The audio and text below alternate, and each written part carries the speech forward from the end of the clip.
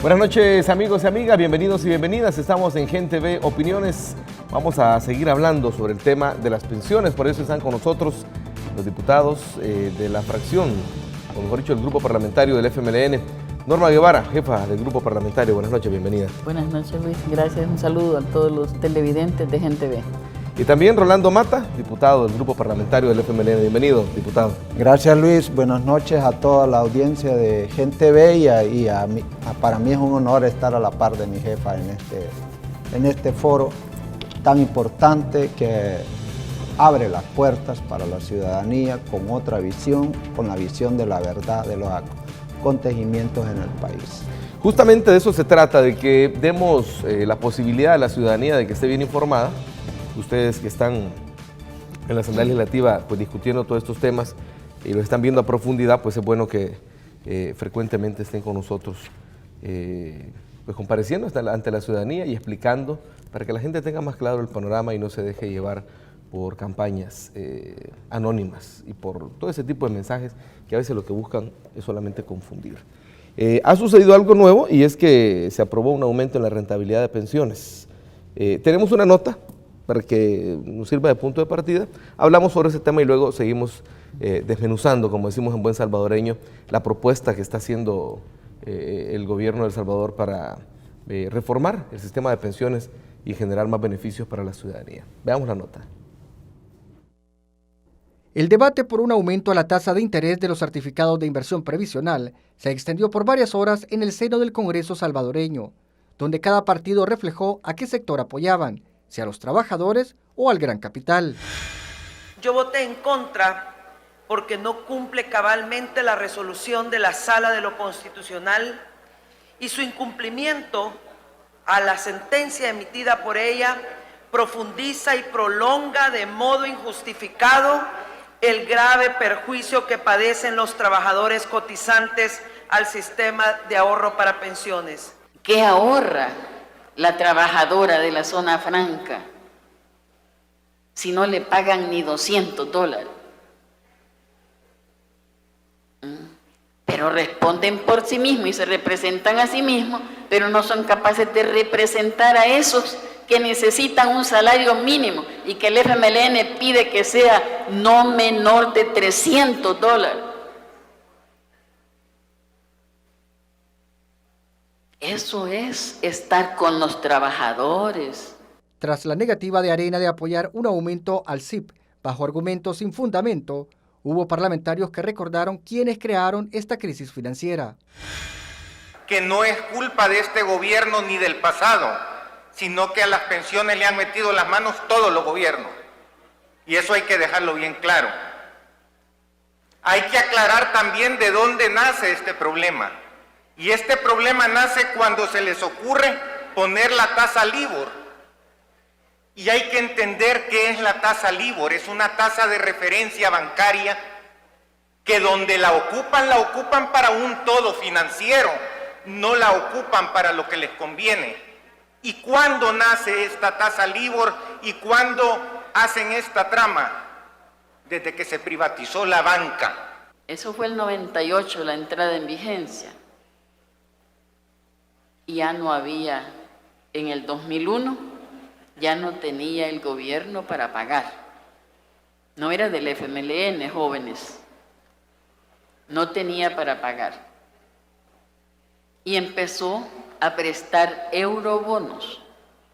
1.232 millones de distintas emisiones. 1.232 millones que estamos pagando la señora analfabeta y el que tiene maestría. Si el país, cuando ustedes entregaron la presidencia, habían más de 8.000 millones de préstamos, pero habían más de 20 años de gracia. Eso trepó a 13.000 millones de dólares, capital más intereses. Y este gobierno del FMLN, que ustedes dicen que es irresponsable, ha pagado en lo que lleva su gobierno 5.000 millones de dólares. Luego fue el momento de la votación y solo 48 diputados aprobaron la modificación a la ley del fideicomiso que establecía que la tasa de interés de los certificados de inversión previsional se pagara a tasa LIBOR, pero por su devaluación se pagaba al 1.2%. Ahora se pagará al 3.5% y cada año aumentará en 2 décimas hasta el 2019. Arena, que había firmado un acuerdo por medio de su presidente, a última hora se echó para atrás, incumpliendo una vez más un pacto. Aquí está calzada su firma. Iba a votar por los 3.50 de rentabilidad y por lo visto sus diputados no le hacen caso a don Jorgito Velado. El PDC hizo una propuesta que en algún momento se había hablado que era esta forma escalonada y nosotros de buena fe la firmamos. Sin embargo, pasaron 2 cosas. Lo primero es que lo que se aprobó anoche no es lo que se firmó. Eso es lo primero. Y lo segundo es que en aquel momento el FMLN no estaba presente. Con esta decisión se cumple la sentencia de la Sala de lo Constitucional que mandató al Congreso a legislar sobre la tasa de interés de los SIP para mejorar la rentabilidad de los ahorros de los trabajadores. Bueno, ahí teníamos lo que sucedió con todos los detalles que nos permite la producción audiovisual de lo que sucedió en el Pleno. Diputada, ¿qué cambia con esto que se aprobó? Bueno, hemos cumplido un déficit de rentabilidad que tiene el fondo al aumentar más de 100% lo que se estaba pagando. La tasa que existía se aprobó sin los votos del Frente en el año 2006. Esa es la primera cosa importante de tener en cuenta. Y la tasa no la estableció ninguno de los 2 gobiernos del Frente, sino Arena. Pero su manera es culpar a otros de lo que ellos hicieron. Y esto significa que el Fondo General de la Nación, o sea, los impuestos que pagamos todos los salvadoreños, hoy tendremos que gastar cerca de 100 millones más anuales en el pago de interés de los fondos que se prestan para pagar las pensiones, no para gastar en ninguna cosa más del Estado. El Fondo General de la Nación, la caja que maneja el Ministerio de Hacienda, no toca para una finalidad, no tiene acceso a tocar un centavo que el trabajador y el patrono ha cotizado para la pensión. Pero de ese fondo, en el 2006, como se señaló, se creó este modo de deuda, ¿verdad? Que yo pudiera decirte que las cotizaciones están aquí, como en una libreta.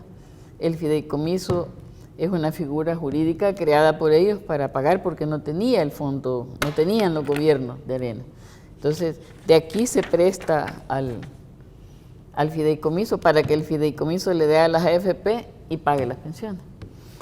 Entonces, nada de esto se usa para otra finalidad que no sea pagar las pensiones de los jubilados que vienen del IS, del INPEP, que trabajaron en los años 60, 70, 40, dependiendo de las edades, y que al privatizar el Estado dejó de percibir ningún centavo, solo a tener la obligación de pagar y pagar, porque los ahorros de un trabajador que tiene salario bajo no son suficientes para sostener por largo tiempo lo que debería ser su pensión. Esta es la realidad es de un agujero fiscal creado por la privatización.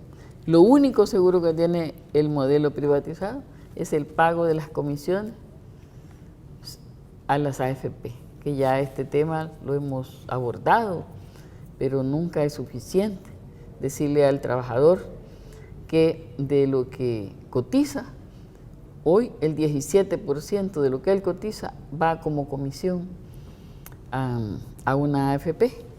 Entonces eso se aparta. Aquí no se habla de rentabilidad porque eso va de un solo. Ese problema creado hoy tiene una posibilidad de que el fondo tenga una rentabilidad, pero es a costa de la generalidad de los salvadoreños. Ahora, diputado Mata, Una vez se ha sancionado esta reforma, sancionada por el presidente de la República, ¿cuál será el mecanismo de aplicación? Bueno, el mecanismo de aplicación es que trimestralmente el ministro de Hacienda va a las AFP a colocar los SIP de acuerdo a la cantidad que requiere para el pago de las pensiones. Y aquí, Luis, hay algo que no se dice, y es que el 88% de las pensiones actuales que se están pagando las paga del Fondo General, digamos, porque presta. Porque presta. Y lo que falta es lo que pagan actualmente las AFP. Es decir, que las pensiones que actualmente se están pagando, las estamos pagando todos los salvadoreños. Y digo todos los salvadoreños a pesar de que a partir de 2006 se está pagando del fondo de pensiones. Es decir, lo que se presta del fondo de pensiones es para pagar pensiones. Solo que con la figura esta que se crearon de las cuentas individuales, que dicen ahorro propio, ha significado para el Estado prestar. Pero aparte de prestar, hay que pagar una tasa de interés que hoy se eleva a cerca de 87 millones de un solo a lo que se estaba pagando. ¿Y mejorará los ahorros de la gente? Por supuesto que la tasa que se da es un extra, ¿verdad?, al ahorro, y obviamente cualquier extra que entra al ahorro va a incrementar, y que eso es positivo. Ahora, el problema de eso es que se está vendiendo que es la tasa la que determina la pensión digna, y eso es lo falso del argumento, porque el ahorro está determinado del salario nominal que se cotiza. ¿Vea? Ese es, entonces, es decir, el que si tiene alguien tiene un salario pequeño, lo que ahorra es el 10%, actualmente es el 10% Del salario. 10% del salario. Estamos hablando de $100 dólares, $10. A eso hay que sumarle la tasa de interés. Pongámosle el 10%. Estamos hablando de ¿cuánto? $1. ¿Esa es la pensión digna como en esa figura? No, esa es la falsedad, pero lo que no dicen es que, como lo plantearon allá en el 2001, que lo que necesitaban era generar el mercado de la bolsa de valores, establecer fondos de inversión, se plantearon para el desarrollo, y entonces dijeron, aquí están los fondos de pensiones y esta va a ser la caja con que vamos a generar esos productos. Y con la privatización vendieron la idea de que al tener cuenta propia, tiene sus ahorros propios, y entonces ganaría con la colocación una tasa de interés, que financieramente eso es correcto. ¿Ve?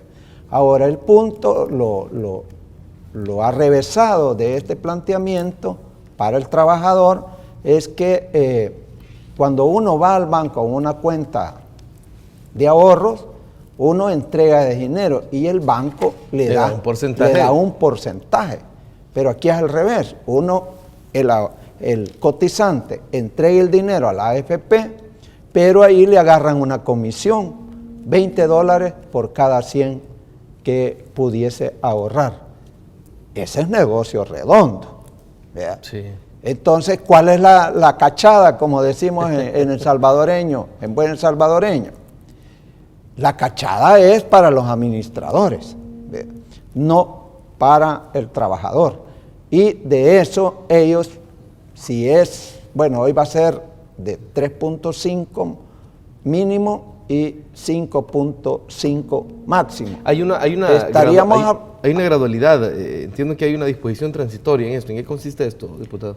La reforma que se plantea es que transitoriamente en los primeros 3 años de aplicación de la reforma, de esta modificación de la tasa de interés, plantea que el primer año de 2016 a 2017, o sea, a partir de su vigencia, se aplicaría el mínimo 3.50 en todo ese año. Exacto. El siguiente año, de 2016 a 2017, se aplica el 3.70%, le suben 20 centésimos.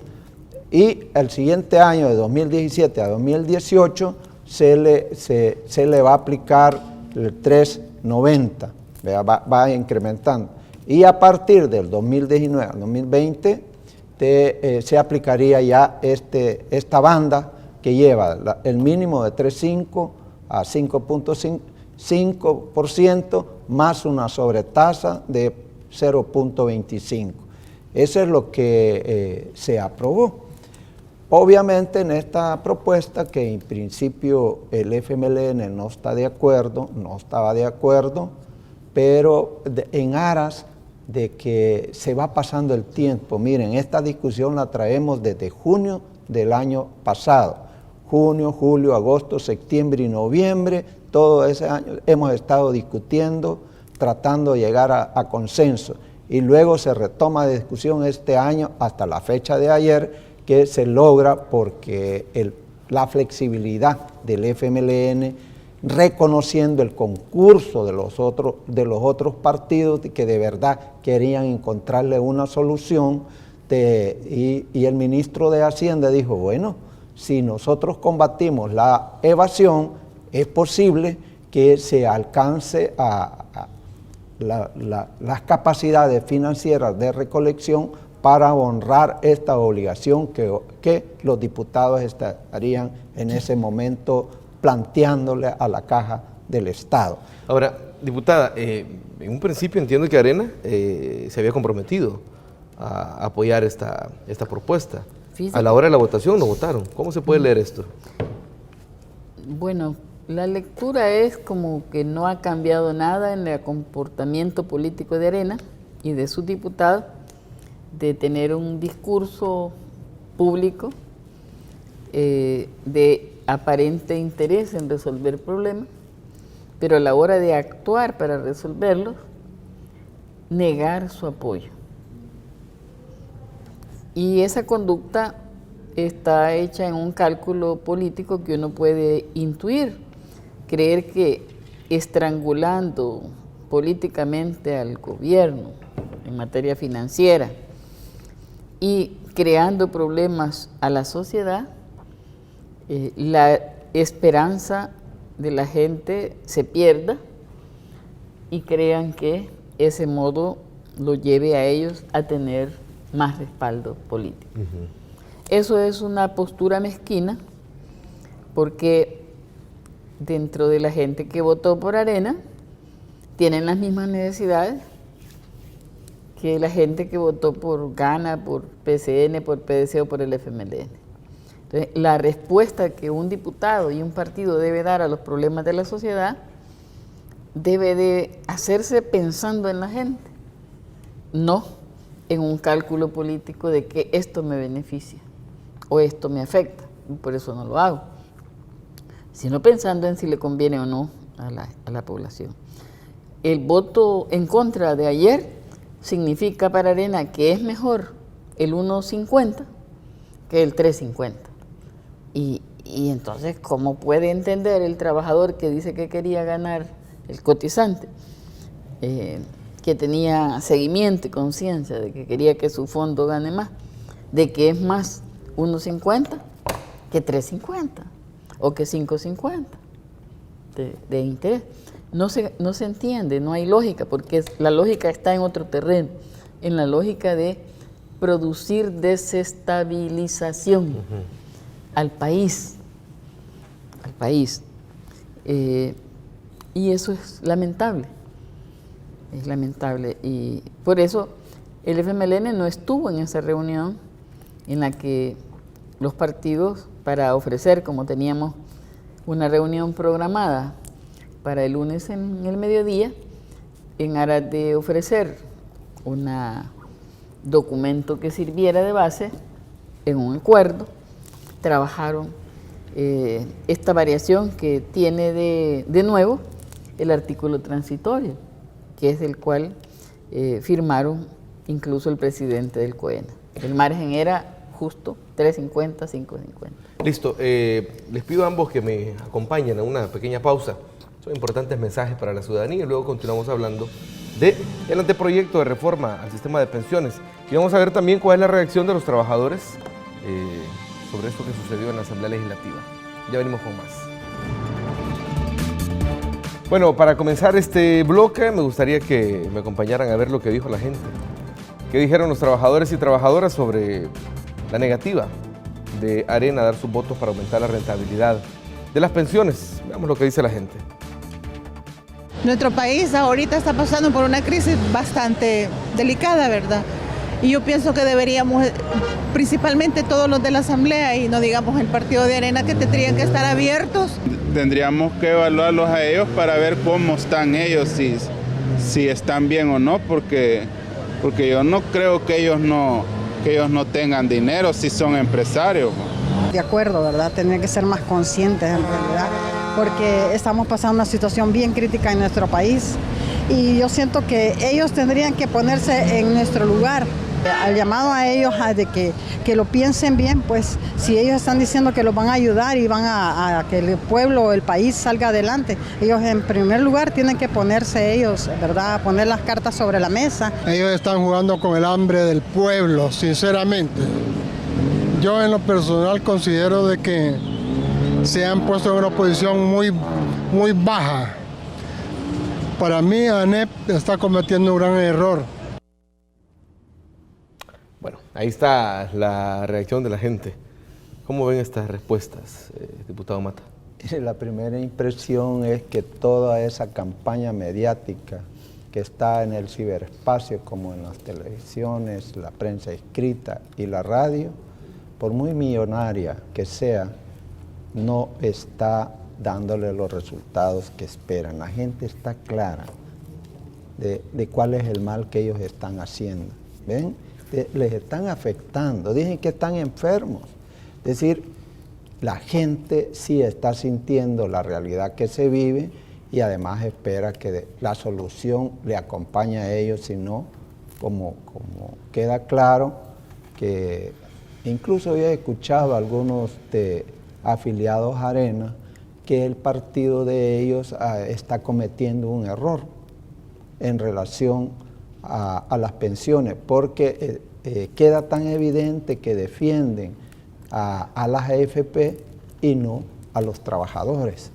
Y eso es lo que está diciendo la gente, ¿verdad? Que deberían de ser más conscientes. Y eso le está generando crisis. El debate en el Parlamento el día de ayer planteó a mi criterio dos problemas internos que tiene Arena. Uno, que hay diferencias de cómo debe de comportarse el partido frente al gobierno, frente a la sociedad, frente a la población salvadoreña.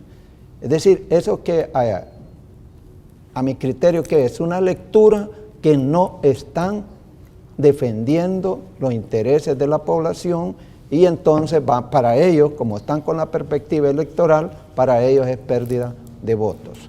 Segundo, que están en una discusión interna en la cual se están disputando, no voy a decir el hueso, ¿vea?, de la conducción del partido, ¿vea?, pero obviamente hay tremendas contradicciones que ya es segunda oportunidad que al presidente del COENA, él firma como responsable y representante legal del instituto político, firma y lo desautorizan. Primero fue con los acuerdos de Ataco, en relación a toda la problemática de un planteamiento y de políticas y medidas para abordar el tema de la seguridad del país.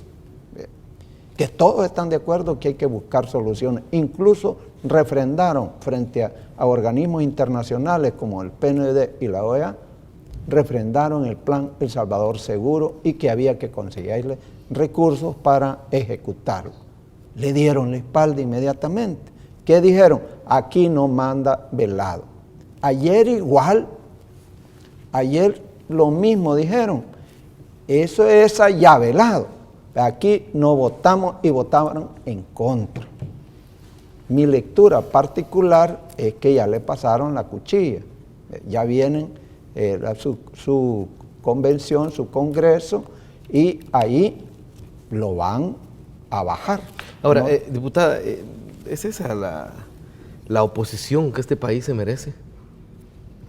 Fíjese que en el gobierno o en la oposición, el pueblo merece que se le respete, se le apoye con decisiones que ayuden a su bienestar, que resuelvan problemas. Y repito, sea en la oposición o sea en el gobierno. Eso es lo que el pueblo necesita. Porque la política pública es un espacio que no es la campaña, es el espacio para trabajar en favor de la gente, ir abordando, parlamentando, como es la esencia de una asamblea, es discutir.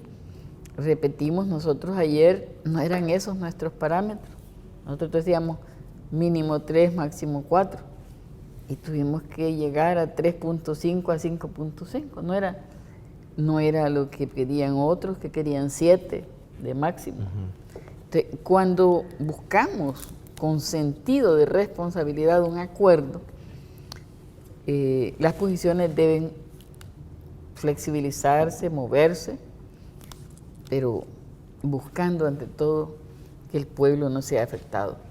Cuando hablamos de pagar una tasa de interés del Estado al fondo de pensiones, estamos hablando de que quien paga eso es para pagar pensiones, es la gente toda la que paga impuestos y crea el Fondo General con sus impuestos, y luego el Estado no lo va a usar para ir a invertir y tener ganancia, como cuando vamos a un banco. Cuando vamos a un banco, asumimos el riesgo, decimos yo quiero poner una tienda, me prestan, asumo, si pierdo, acepto un interés alto, pero aquí es el Estado pagando la totalidad, pagando los intereses, que desde el 2007 para acá se han pagado 806 millones en intereses, ya.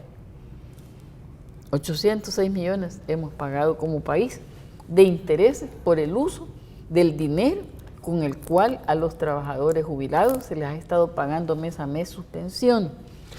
Ahora, perdón, me gustaría que pasáramos ya al tema de la propuesta. De la propuesta, porque entiendo, bueno, ya esta semana es de todos conocido que el gobierno presentó la propuesta, ya se encuentra en el seno de la Comisión de Hacienda, el estudio del anteproyecto.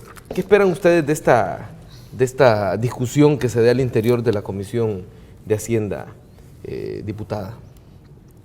Esperamos que cada diputado que responde que por sus respectivas fracciones en esa comisión se llene, se informe, escuche a los que vamos a invitar y piense en la necesidad de hacer un cambio en este terrible problema que la privatización creó para todo el país. Quizás es bueno que en esta ocasión que nos das chance de estar contigo, explicar de manera sintética en qué radican los cambios, qué no va a cambiar y qué sí va a cambiar. Los jubilados que ya tienen su pensión la seguirán manteniendo en los mismos términos, no hay ninguna afectación ni pérdida. La cotización que paga el trabajador y el patrono, privado o público, seguirá siendo la misma. Las AFP van a seguir existiendo. Y entonces, ¿qué es lo que cambia? Que en vez de que exista una única forma de administrar el fondo, hoy se va a crear el Instituto Nacional de Pensiones. Y este instituto será el responsable de generar la sostenibilidad para el pago futuro de las pensiones. ¿Qué significa generar esa capacidad de pago? Es que hoy no tiene ningún centavo, se crea un pilar público de reparto. La garantía es que los adultos que se jubilan tienen la seguridad de que con las cotizaciones de los que están en el presente se pagan las pensiones, más las reservas y si hay inversión de esos fondos, los intereses. Entonces, de ese modo, el instituto va a recibir las cotizaciones que correspondan a aquellas personas, solo ahí van a cotizar los que ganen hasta 2 salarios mínimos. Que para desgracia en nuestro país, yo quisiera que ganaran más nuestros trabajadores, pero la inmensa mayoría anda en ese rango. Sin embargo, los que ganen más de 2 salarios mínimos también van a cotizar en el pilar de capitalización individual que ya existe. Y en el final de su vida laboral, cuando reúnan las condiciones para tener una pensión, la pensión mínima la va a pagar el Instituto Nacional de Pensiones, o sea, la mayoría de pensiones, porque la mayoría de pensiones son mínimas. Y quien haya ganado más, tenido la suerte de tener salarios mayores, va a tener una pensión complementaria. Se va a mantener la circunstancia de que si una persona llega a la edad de jubilarse, pero no cotizó lo suficiente para tener una pensión, tendrá derecho a que se le devuelva lo ahorrado y el interés que ese ahorro haya podido devengar. Y antes, ahora con la ley de hoy, se le devuelve en un solo acto, con lo cual queda desprotegido del seguro social. Hoy habrá una gradación de 1 a 11 años, dependiendo de lo que la persona tenga ahorrado. Y mientras eso ocurre, tendrá derecho a ser parte de los que se benefician del uso del seguro social, o sea, en materia de salud, que es la edad donde la persona necesita más para tener la protección del seguro social. Todos los trabajadores van a cotizar lo que corresponde a 2 salarios mínimos en el pilar público.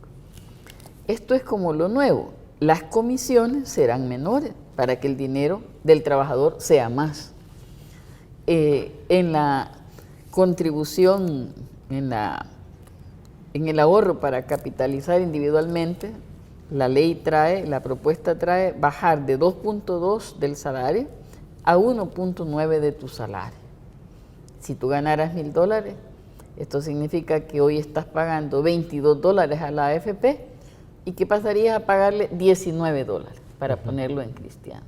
O sea, $3 más quedarán en tu ahorro, porque no ha cambiado el parámetro de cotización. Y en el caso de los aportes, cotizaciones mínimas, hasta 2 salarios mínimos, la AFP solo podrá ganar el 1% del salario. Quiere decir que si alguien gana $300, como en el Estado, entonces el aporte a la AFP mensual, en vez de ser ahora 2.2 del salario, va a ser 1%, quiere decir que van a ser $3. Y hoy eran $6.60. Entonces la AFP dejará de ganar en la misma proporción, pero siempre gana porque su rentabilidad es 4 veces mayor a la rentabilidad de la banca. Entonces disminuirle un poco en las comisiones por el manejo de este proceso son justas, son apropiadas. Ahora, diputado Mata, quienes se oponen a esto han estado diciendo una serie de señalamientos que basta con ver la propuesta a grosso modo y se nota que no tiene fundamento lo que se ha venido diciendo.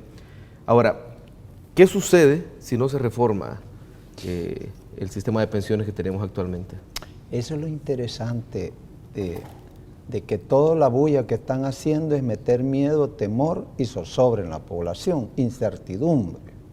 Bueno, el presidente llamó incluso al presidente de la ANEP lo llamó terrorista mediático, justamente por eso. Y con justa razón tiene esa expresión del presidente, porque no hay ninguna propuesta de resolver un problema central del pilar de la excelencia que ellos han planteado de la administración de los fondos o del sistema de pensiones privados.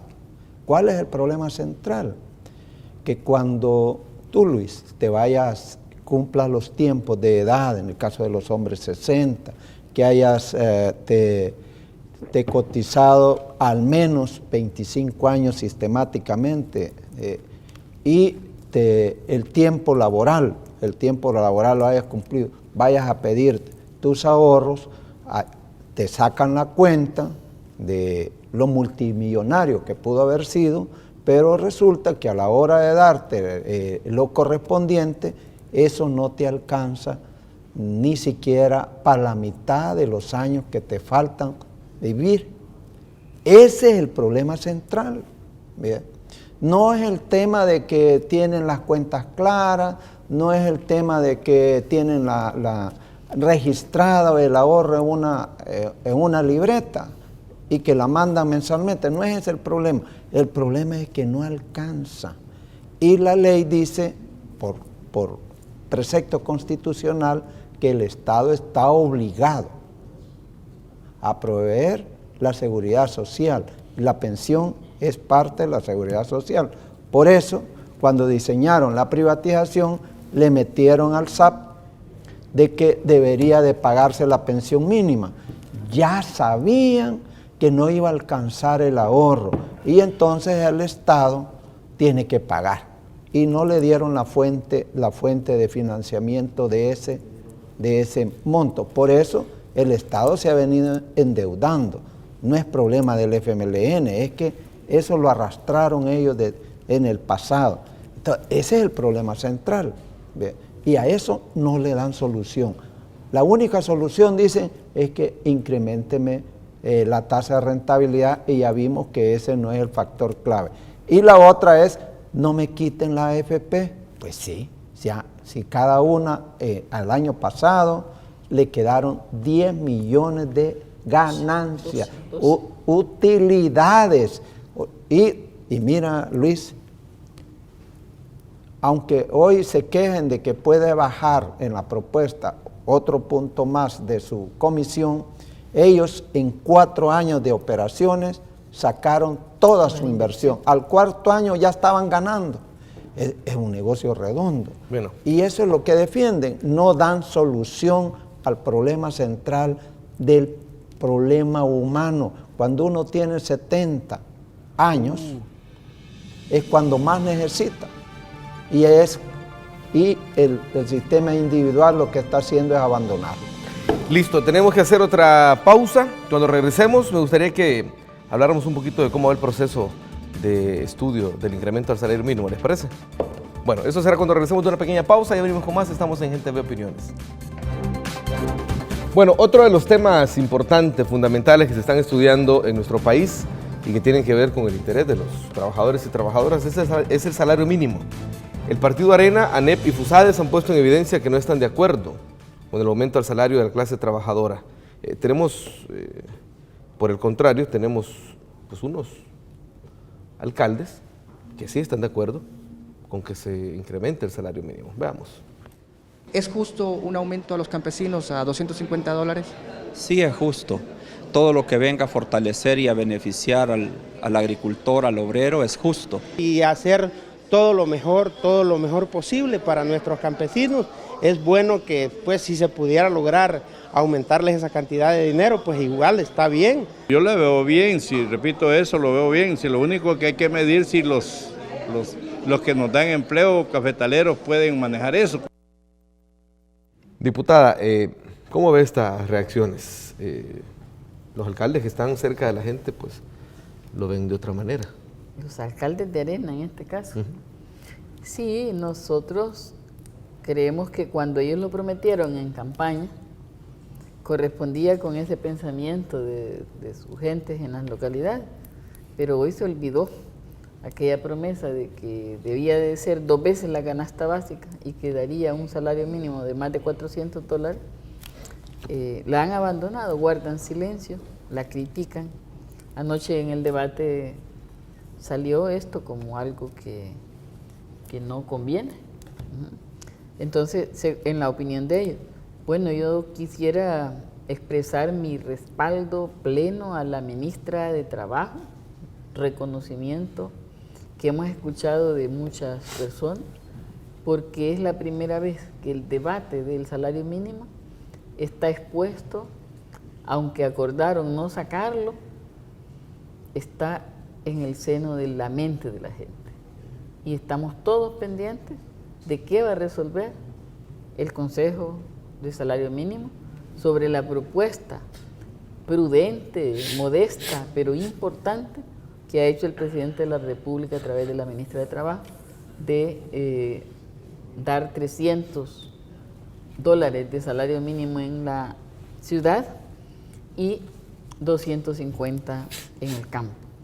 Está probado que eso tiene un efecto altamente beneficioso para la familia, para el comercio pequeño, para el crecimiento de la economía, y que otros países con iguales características que las nuestras y con menos productividad del trabajo pagan más que lo que en nuestro país pagan a los trabajadores.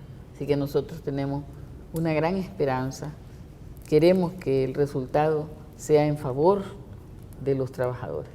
Ahora, diputado Mata, Arena, ANEP y FUSADES ya sentaron posición y no están de acuerdo. Mire, no es raro que no estén de acuerdo, porque acuérdese que ellos en su origen son los que condenaron al agro o a los trabajadores del agro a no tener protección social. Son los que inventaron esa teoría de 12 salarios mínimos que tenemos en la actualidad, en donde los del campo recibían inicialmente 50 colones, después al dolarizarse eso fue a $80 en la actualidad. Son 12 salarios incluidos la maquila y no les dan protección. Por cierto, Luis, la reforma a las pensiones, al sistema de pensiones, plantea la incorporación de todo el sector agrícola que tenga esa protección, que ellos se han negado a hacerlo. Son los que no le reportan al seguro cuando los contratan porque son temporales. Son los que no reportan, no los inscriben al sistema de la seguridad social para no pagarles. Entonces, hoy viene en campaña a hacer un discurso e inmediatamente como salió con lo que suscribieron en Ataco, y lo cito porque ellos dicen que defienden a los trabajadores, que están por el desarrollo del país, se comprometen a acuerdos, como fue este caso del salario mínimo, y no lo cumplen. Ahí se lo están enrostrando los alcaldes, de ellos. Y miren, ellos están pidiendo diálogo sincero, quieren mesa de diálogo, de discusión de los temas centrales, y un tema central es el salario mínimo para los trabajadores, y dicen que no. Ya se sentaron posición, y lo que han hecho es un ridículo, porque 11 centavos de incremento real al salario diario no es posible, y la gente no solo no les comprende esa postura, sino que la rechaza. Van a perder esta batalla, la van a perder porque la población va a exigir. ¿Y por qué digo que la van a perder? Por mucho que tengan comprados a los representantes del sector laboral, y digo comprados porque por ahí se mueve de Ricardo Antonio Soriano, que por cierto se presenta como miembro del comité de pensionados en este país. Pero ¿qué pensionado va a ser él si allí lo comenta la gente de que él reporta anualmente ganancias de más de $500,000? ¿Así? Sí, y lo dice la gente, se lo entrega, dice, para ANEP. Una parte se la entrega a ANEP y otra parte se la entrega a empresas que están afiliadas a ANEP. Entonces, bueno, él ha sido candidato y tiene otras dietas porque como representante laboral está en la directiva del seguro y también como representante laboral no está en el comité de salario mínimo, pero sí está en el consejo del Ministerio de Trabajo y recibe dieta. Entonces, no está defendiendo los intereses de los trabajadores. Y él lo sabe porque no es el vocero principal, pone a otra gente a respaldar a la ANEP y a FUSADES en este planteamiento, traicionando la demanda y los intereses de los trabajadores. Bueno, por supuesto que a estos dos temas le vamos a seguir la pista como medio de comunicación. Quiero agradecerles el que nos hayan acompañado y que hayan tenido pues, la posibilidad de aclararle a la ciudadanía de en qué consiste tanto pues, la propuesta de reforma al sistema de pensiones como la posición que tienen ustedes y cómo están viendo esta discusión sobre el salario mínimo. Muchas gracias a ambos. Gracias, Luis. Gracias, Un Luis. saludo a todos. Y buenas y a ustedes, noches, amigos y feliz amigas. Feliz fin de semana. Bueno, y a ustedes, amigos y amigas, quédense con la programación de Gente Ve. Hay mucho más para todos y para todas. Pasen buenas noches.